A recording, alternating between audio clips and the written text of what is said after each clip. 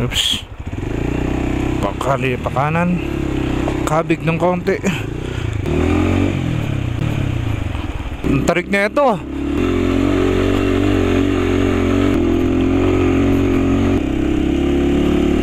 Ito yung tunnel dito sa Bontoc. Boom!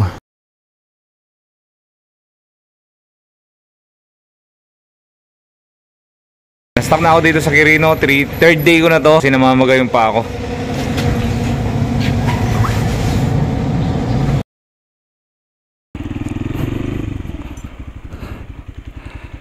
Actually, na-stuck ako dito ng 4 na araw. Pang-4 na araw ko to dito.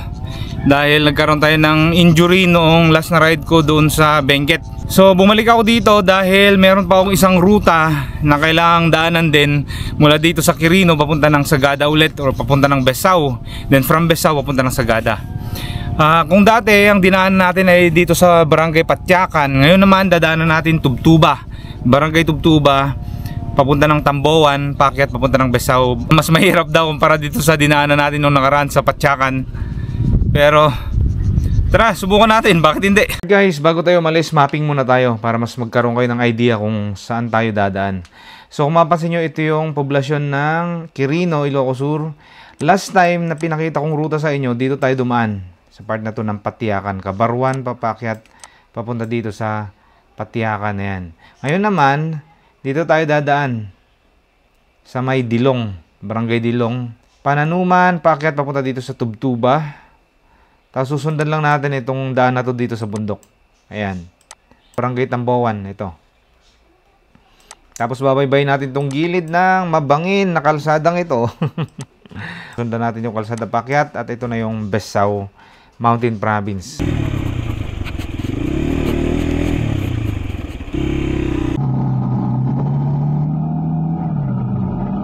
I think natutuyaan din ata itong ilog na to kapag ka summer eh.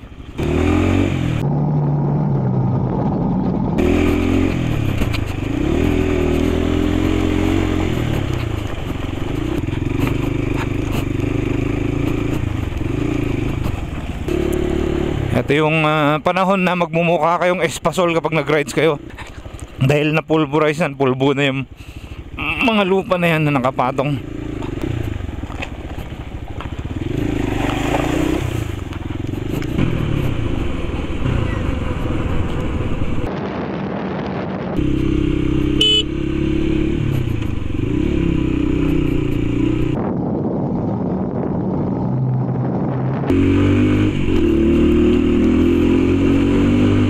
Malapit na tayo sa Barangay Iteb. Sa taas lang.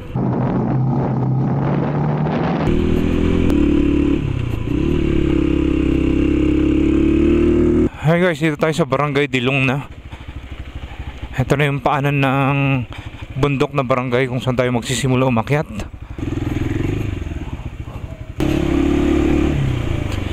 Bigat-bigat na yung harap natin. Full tank 8 liters to. Well.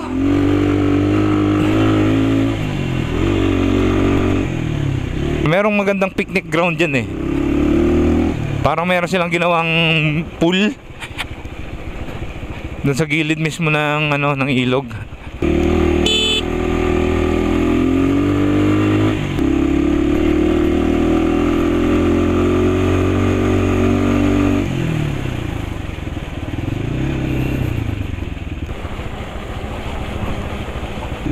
Ito yung kalsada guys na papahiwalay papuntang Tubo Abra. Diretso na yan bale sa poblasyon mismo ng Tubo.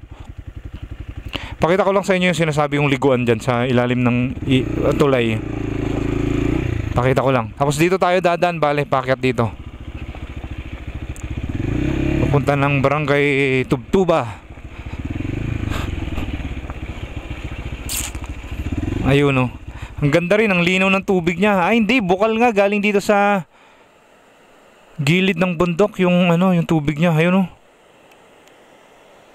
Fresh spring water.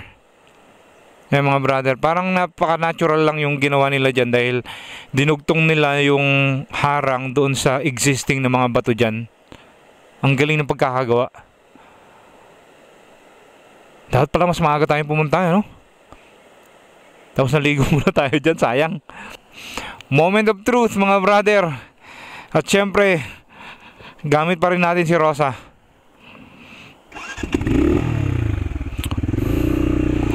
Rosa, itayo mo ang bandera ng mga China bike.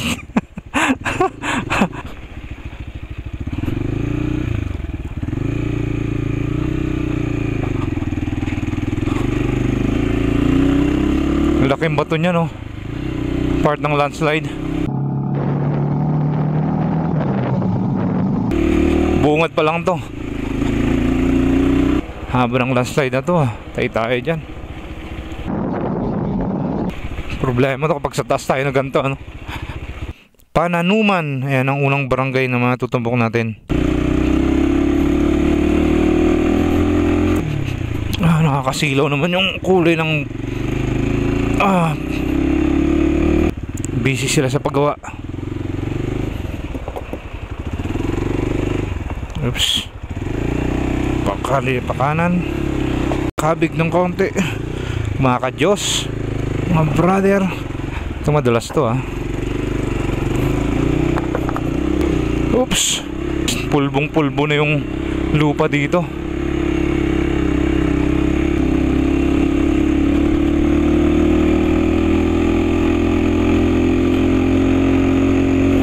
So far, very far.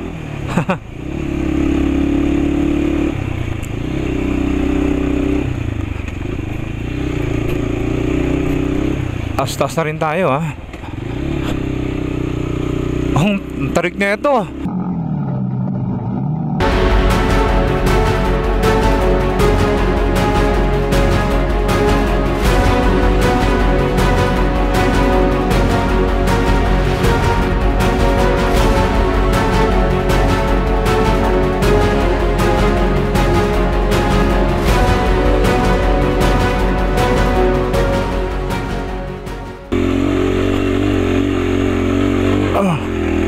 Rough road na to, pataas.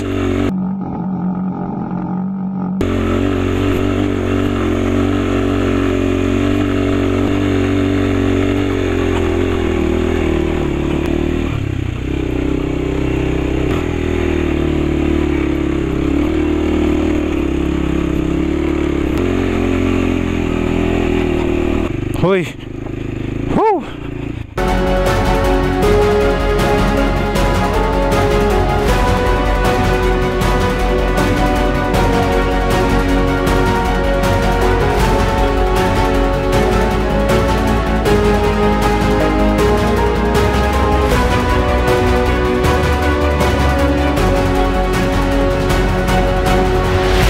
Ang cute naman ng ano na to, Pison ba to? O, pison nga. So ready man na pala dapat to, no? Para magkaroon kayo ng idea kung anong kinakaharap nyong dadaanan, pwede nyo gamitin yung drone nyo. Pang spot mo lang, pang spot nyo dun sa kalsada. Actually ganoon ang ginagawa ko. Pero ang drone kasi hindi niya maibibigay yung full detail nung dadaanan mo. Kung minsan akala mo flat lang sa drone shot, pero yung pala ang lalaking bato na rough road. This is not a joke. Lang yung lupang yan. Buti malapad-lapad din dito.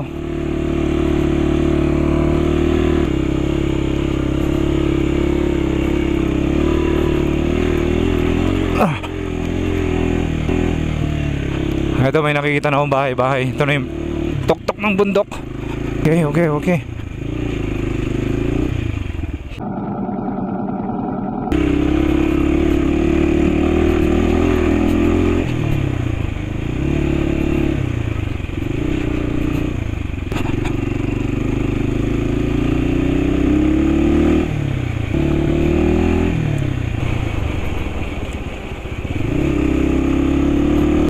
Mukhang mahaba-haba rin tong sementadong part na to, Oo nga, sementado pa rin. Nakailang likuan na tayo. Bini-baby pa tayo dito. Eto na. Be careful what you ask for. Be careful what you wish for daw. Eto na ang what we are wishing for. Oops. Eto na, nakikita ko na yung akyatan. Malinis naman. Oops.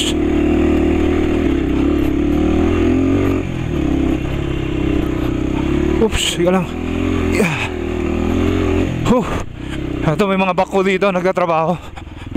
Teka lang, mga brother. There you go.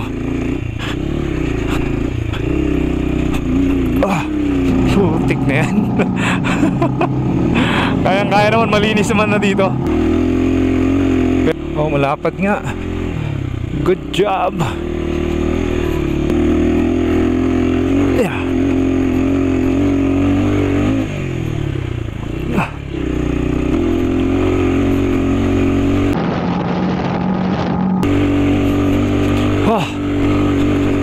Whoa! Yeah, boy! This is fun, man! This is fun! Whoa!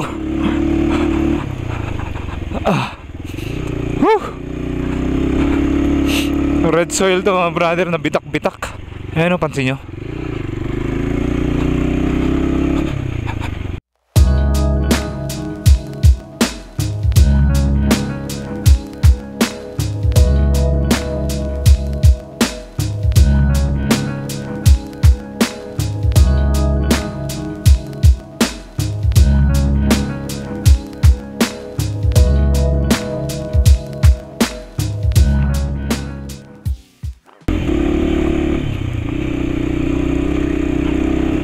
Oops! Putik na yan. Grabe to. Kaya lang.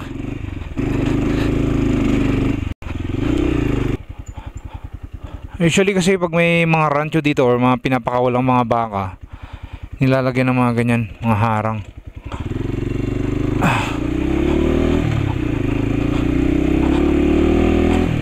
Yung pagkaka-rough road dito, banayad naman. Ang ina-expect ko talagang pinakamahirap dyan yung babaan na papunta na dun sa may ilog. El Primera, mi amigo.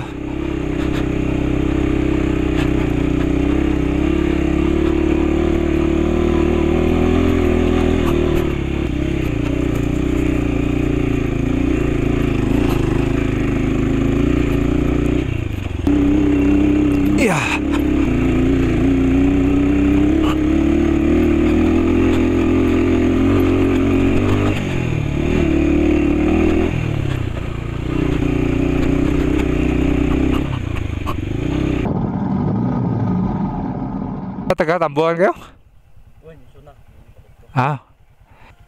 Ayan, sabi ni kuya, pinakamahirap daw talaga yung pababa, papunta dun sa ilog bago natin marating yung barangay Tambuhan na yun. Parang Benguet na rin. Tignan nyo yung mga punong kahoy, mga pine trees yan.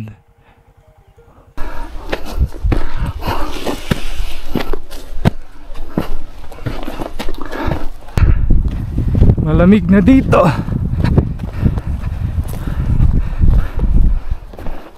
Isipin mo yun, may nakasabayan tayo. Ganda ng bundok, oh. Diba? Kitang-kita natin dito yung dinaanan ko nung nakaraan sa barangay Laylaya. Yun sa kabila nun. Balik na tayo at pababa na rin tayo. Yung nakasabayan ko doon kanina ay pupunta rin ng Sagada yung mga yun.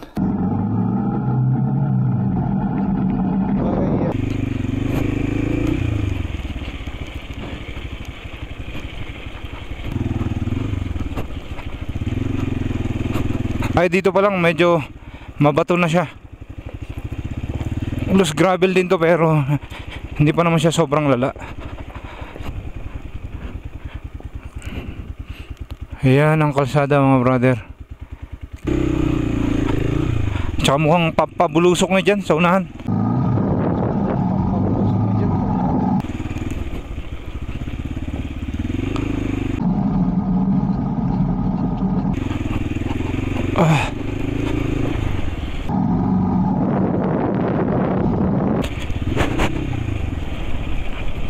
Lakas pa ng hangin. Wala namang sabay itong hangin na to. Kita mong bangin na yan, ay.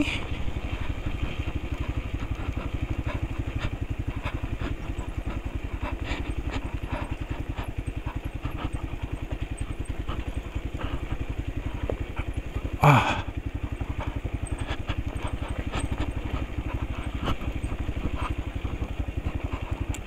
Ito mabato na to.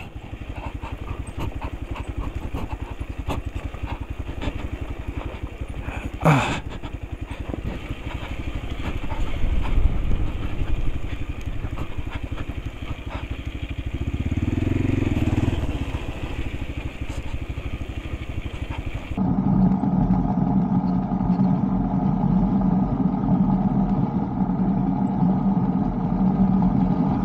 Tulis, ito yung na-crush na klase ng bato, mga brother.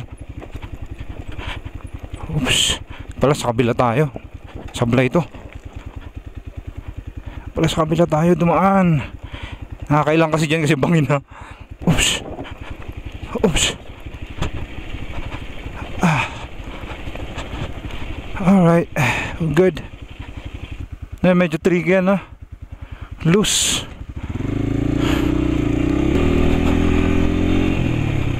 Medyo malayo pa tayo. Pero nakakailang din to, kalsada na to. Walang imik-imik. Focus lang tayo, ha.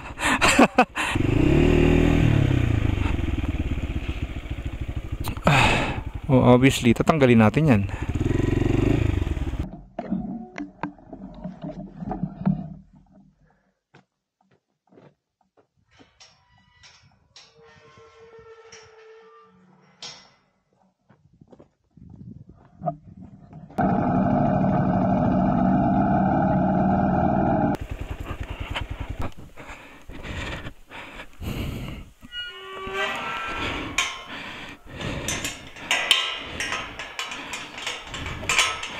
Ang solid ng lock niyan, ah.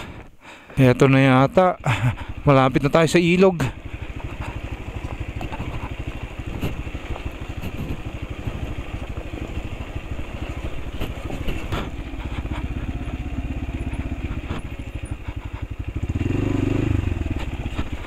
Oops.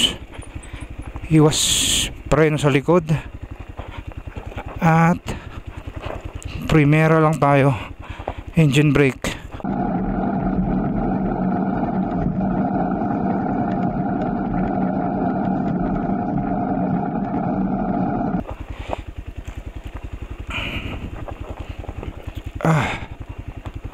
Yan. Maglulus na tayo. Ayun.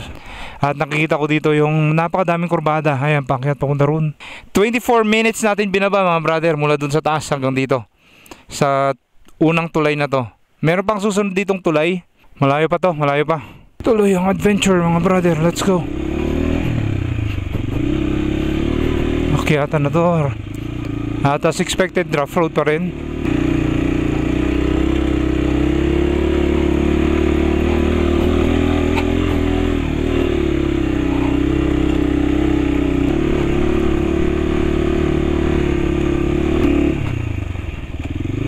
Oops. Ay, Diyos mio. Kabila natin tirahin. Ah.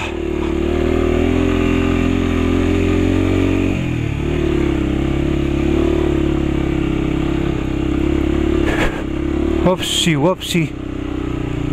Oh my Lord. Buti na lang talaga wala tayong nakakasalubong dito. The rolling hills. Binabaan natin mula doon. Kitang kita natin yung mga part ng kalsada na may landslide. Parang may bahay na dito sa taas, ah. May bahay na nga. Oh, may community nga dito madadaanan natin. Camp Batnag. May kampo pala rito. Camp Batnag daw. Ah.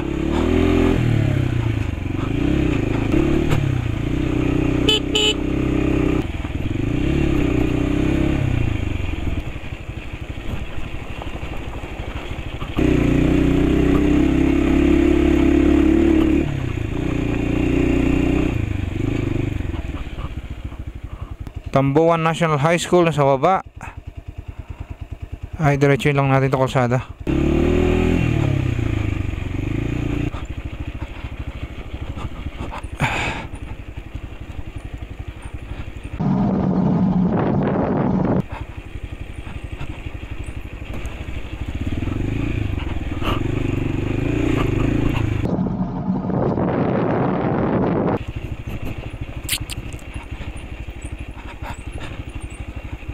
Ito.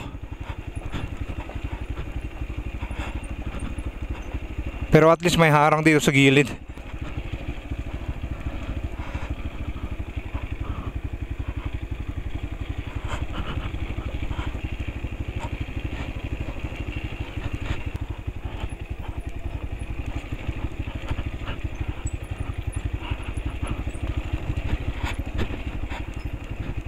Kita ko na yung sementadong part ng kalsada sa kabila. Dapat sinama na rin nila to no?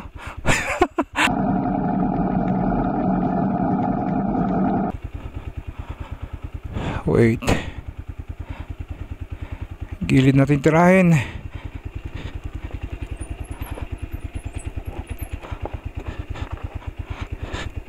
Teka lang. Nadulas talaga to. Ito yung sinasabi kong pulverized na lupa. Dahan-dahan lang tayo.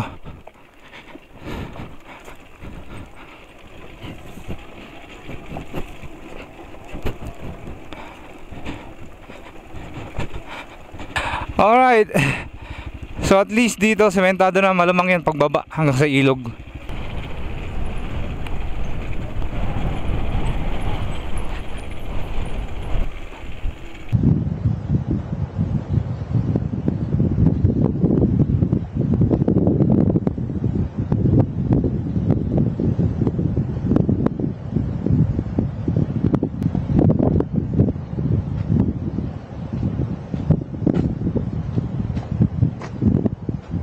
Solid yung babaan dito.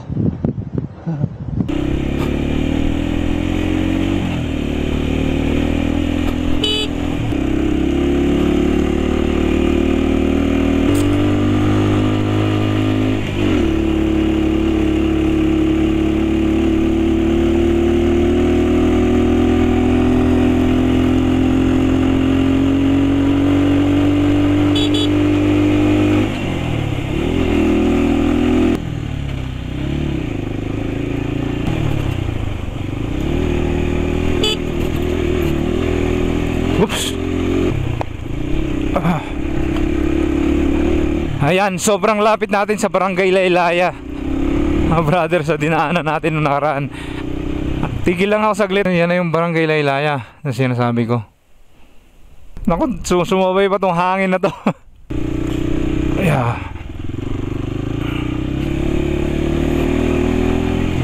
Lakas ng hangin dito.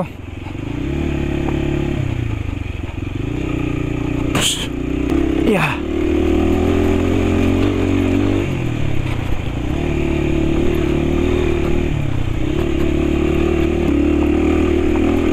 Oops. Ito may bahay pa. Ito mabato rin. Mabato. Come on. Whew.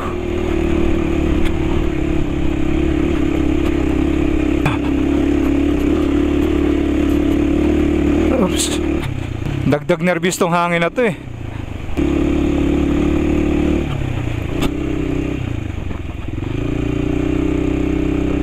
At meron ng signal dito, both Smart at saka Globe.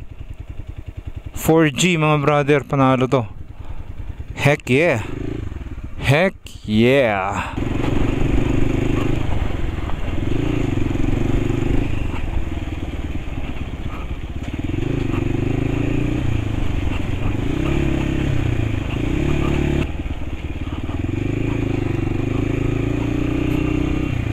Diyos me, yung bangin.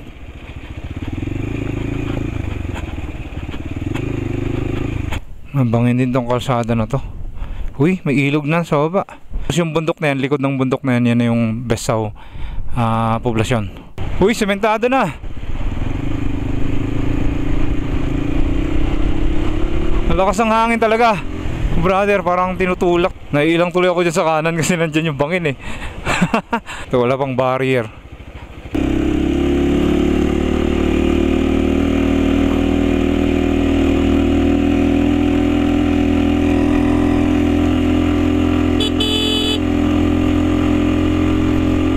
Ay, minadaanan tayong bukal dito. Basahin ko lang ng konti yung preno para masiguradong kapit.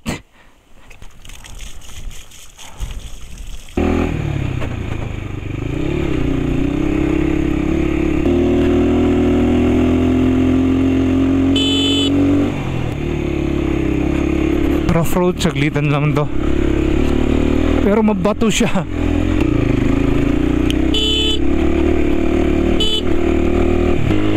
Tarik niya itong akyatan na to.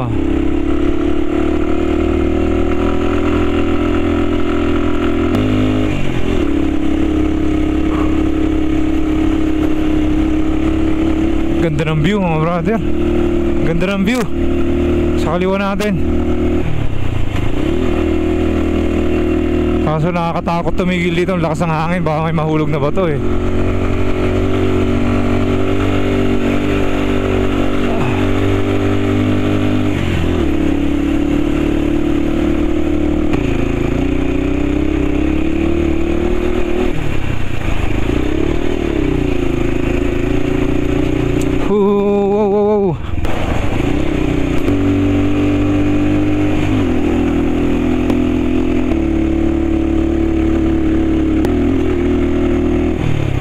Ito na yung sementeryo.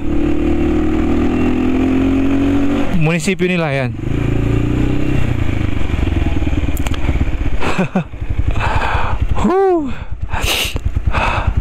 Finally, yes. Whew. Yan, sana namang ruta mga brother ang natapos natin. It's a backdoor mula Quirino, Ilocos Sur hanggang dito sa Besao. At least ito yung pinakaunang bayan na matutumpok natin. Susunod na ito Sagada. Tingnan natin kung makakababa pa tayo papunta ng Bontoc. I think doon na tayo diretso. Sipon na ako. Okay guys, kape ulit tayo kung saan tayo nagkape nung nakaraan.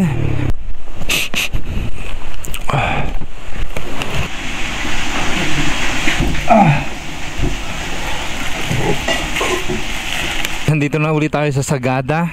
So yun ang pangalawang ruta, backdoor route na pinakita ko sa inyo all the way from Ilocos Sur hanggang dito sa Sagada Mountain Province. Yan yung town hall nila. Anyway, tara, diretso lang natin to kalsada na to. Kukonect na yan ng Halsema Highway at pupunta tayo ng Bontoc Mountain Province. Alright guys, dito na tayo sa Halsema Highway. Kabababa lang natin galing Sagada.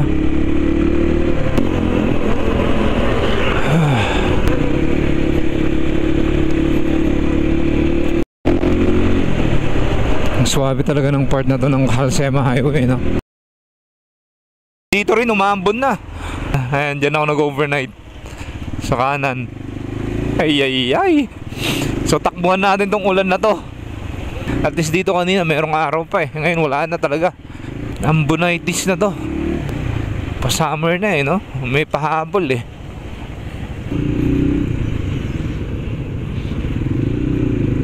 Downtown ng Bontoc.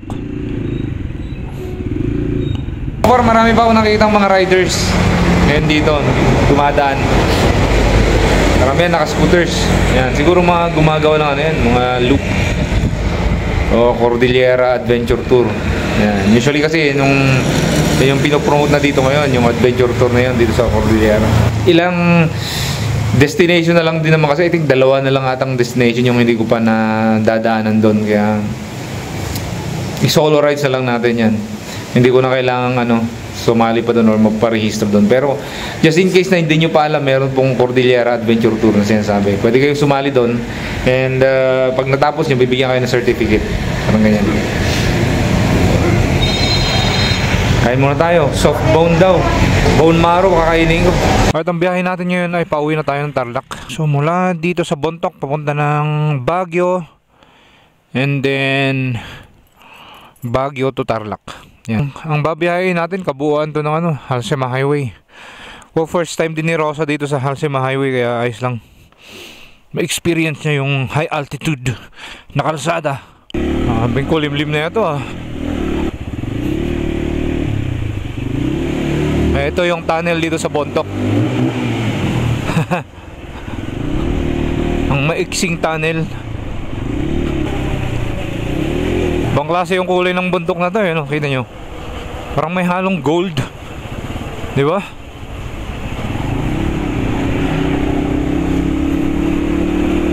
Nice. Baka nga may gold dyan. Nagbigay ng idea, no? Kinabukasan, hinuhukay na nila.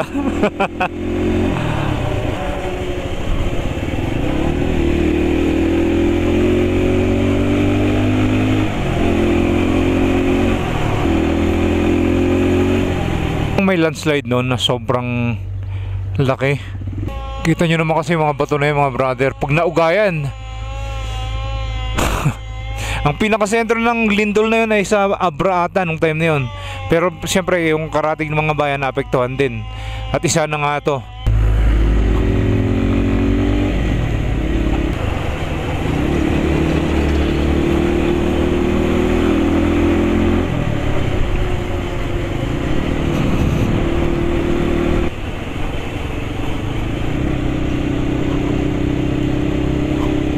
Ito yung part na to.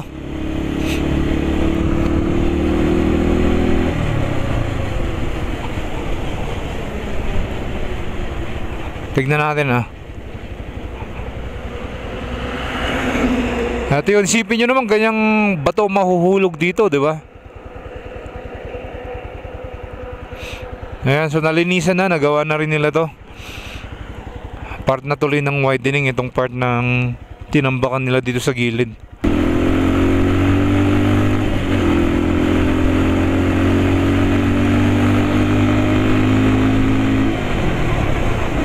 Hi guys, dito tayo ngayon sa boundary ng Benguet at saka Mountain Province. Grabe, sobrang lamig dito. Nag-check ako ng weather app. Sabi dito ang lamig dito ay 18 degrees Celsius daw. Pero sobrang lamig niya, parang hindi 18 degrees lang tayo. Siguro mga around 12 degrees siguro to.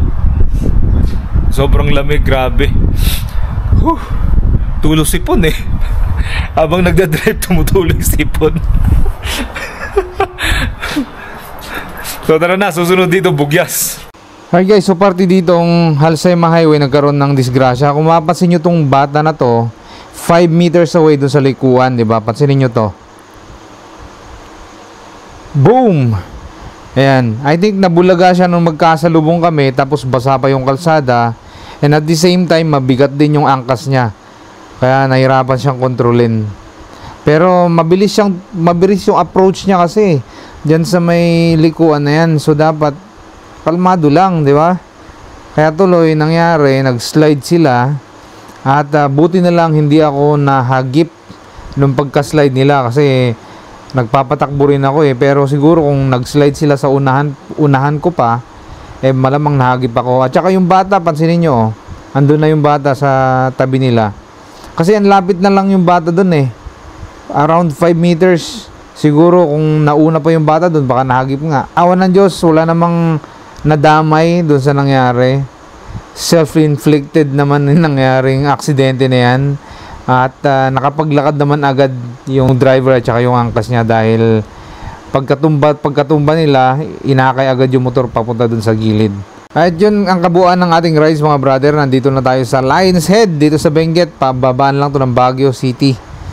At uwi na tayo ng Tarlac. Kung nagustuhan mo ang video na to, please like, share, pakishare tong video na to para yung mga gustong mag-rides in at mag-adventure sa mga backdoors na pinapakita ko ay maabisuhan sila sa kung anong itsura ng mga daan na yun. Higit sa lahat, please don't forget to subscribe. Mike Solo Riding Adventure signing out. I'll see you guys on the next adventure.